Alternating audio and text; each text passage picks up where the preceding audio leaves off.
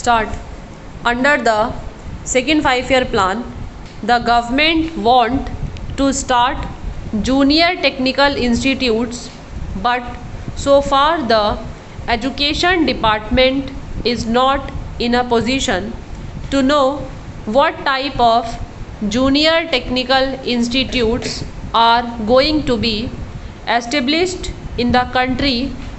Every time we ask the education department to furnish us with details of their schemes, the reply we get from the education ministry is that some officer of the department has been sent abroad to study this question, and only when he returns from abroad will they be able to finalize the thing.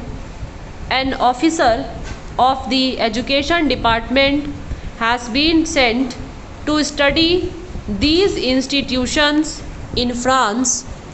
I think he must have spent or 4 or 5 months in France, but the reply that the education ministry has given is that he could not study the entire scheme and he wants some other officer to be deputed to study. As I said before, under the second 5-year plan, we are to start junior technical institutes, but so far the education department is not in a position to give even the correct information to those private agencies which are there ready to start these schools. Therefore, I request the education department not to sleep over things, but to take very active steps in collecting the necessary information and in helping the private agencies who want to start these institutes in this country. I know my people are suffering because they have been given a very defective type of education. Today we have to depend upon the reservations. Whenever any vacancy occurs in a department, that vacancy, even if it is reserved, is not filled by a scheduled caste man. Naturally, this type of education will not help a candidate to choose any other profession except to depend upon government establishments. Therefore, it is necessary at least to see that the scheduled castes, the scheduled tribes and the tribal people do not depend upon the reserved services. They must be given technical education. For that, the education department will have to spend enormous money. I do not want government to simply waste money in propaganda against untouchability. This is a real step which would definitely improve the conditions and make the scheduled castes to be independent, that is, without being dependent upon government services. Therefore, I would like the Home Ministry to give special directives all the state governments. I know in some of the states they have started special schools when they felt the need, because in many of the other institutions the scheduled castes were not allowed in those days.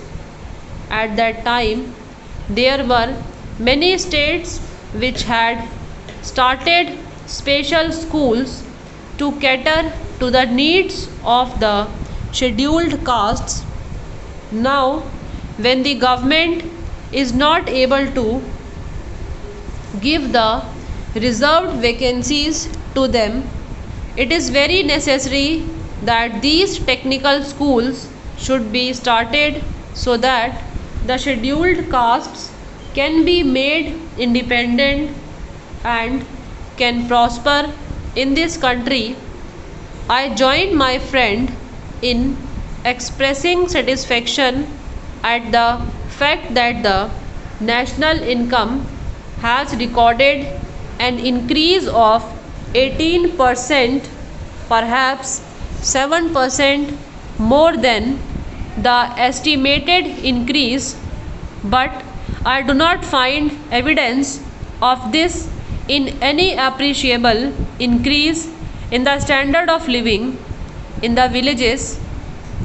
I should like to know from the finance minister in this increase in national income is reflected in the general living of the people. Have they tried to find it out either by any sample survey or by any other method?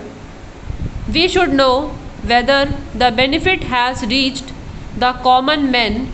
As far as I am concerned, my own experience is that unemployment in the rural areas continues to be as high as it was before, if it has not reached recorded any increase.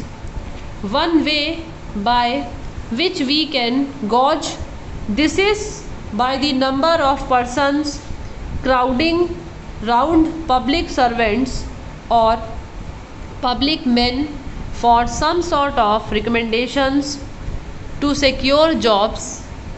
In urban areas, the extent of unemployment is judged by the registrations in the employment exchanges.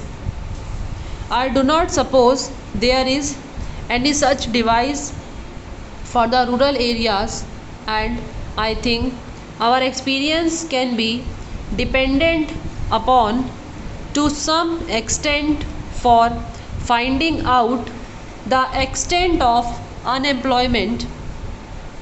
This leads me to feel that even though there is an increase in national wealth, the benefit is not going to the common man. Therefore, I feel that we should bring about a very drastic change in the property relations if we are really keen on realizing the socialistic pattern of society. The sooner we change the property relation, the better. I believe the proportion in which the accumulated wealth of the nation is held by certain classes determines the pattern of production to a considerable extent. The pattern of production determines the pattern of distribution. We cannot therefore secure distributive justice unless and until there is a change in property relations. We have therefore abolished the sanctity attached to the properties, and we have made compensation payable to those who are expropriated non-justiciable.